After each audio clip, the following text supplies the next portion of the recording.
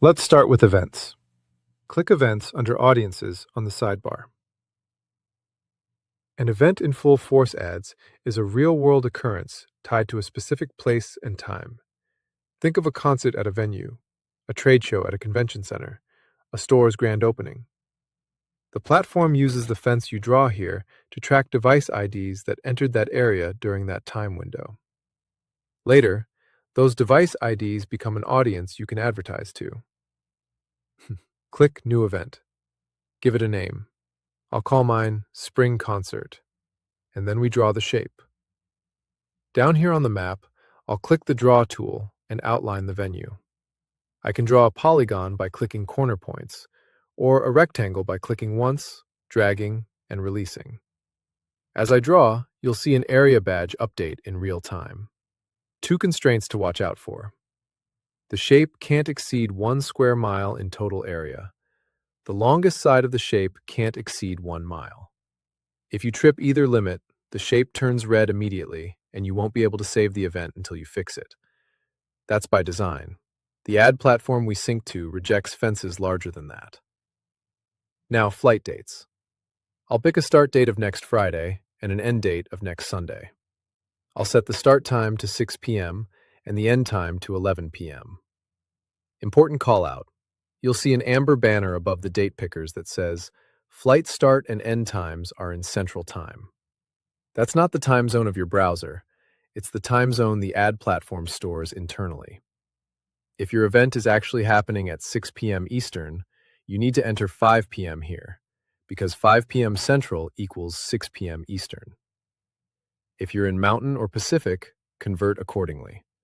I know this is annoying, but we surfaced it in an obvious banner precisely so you don't forget. Two more rules I'll mention while we're here. End time has to be after start time. Obvious, but the form will flag it inline before you submit.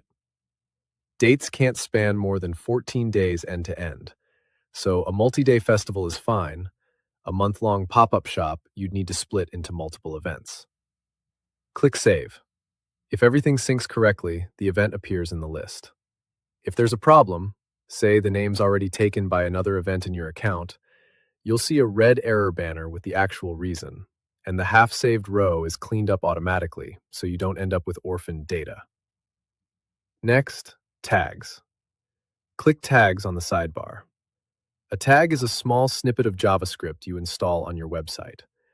It fires when a visitor loads your page, and it lets the ad platform know that visitor. From there, we can retarget them, measure conversions from campaigns that drove them to your site, or build lookalike audiences. Click New Tag. Give it a descriptive name, main website, or checkout confirmation, depending on what you're tracking, and save. The system generates a unique tag code for you. In the tag detail page, you'll see an install code section with a snippet. Copy it. Paste it into your website's HTML, preferably right before the closing tag. If you use Google Tag Manager or Shopify, you can paste it as a custom HTML tag there. Same effect. To verify its firing, visit your website in a browser with DevTools open. On the Network tab, you should see a request firing to our tracker endpoint.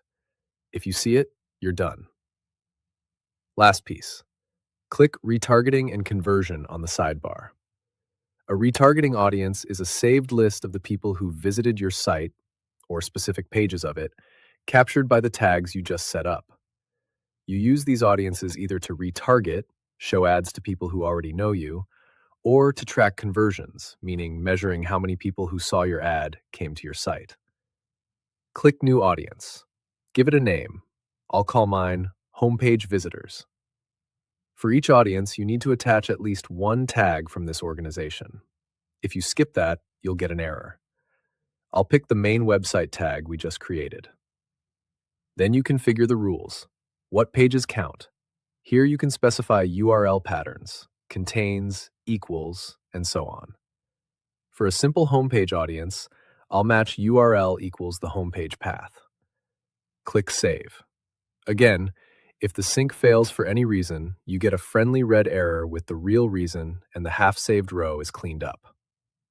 Common errors include no tags attached, name already in use, or an invalid URL pattern.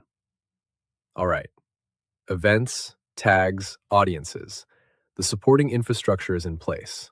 Now the fun part, building the actual campaign.